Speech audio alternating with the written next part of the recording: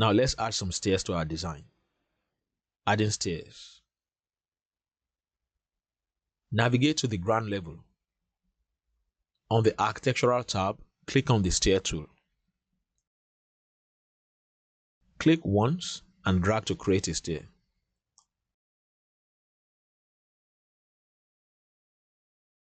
Finish this sketch and switch to 3D view to see the stair.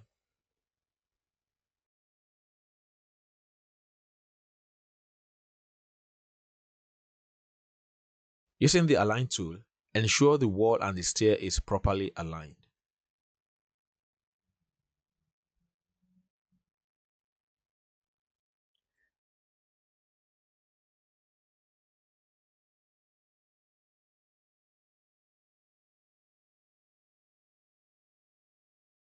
Now select the stair and change the type to a concrete stair.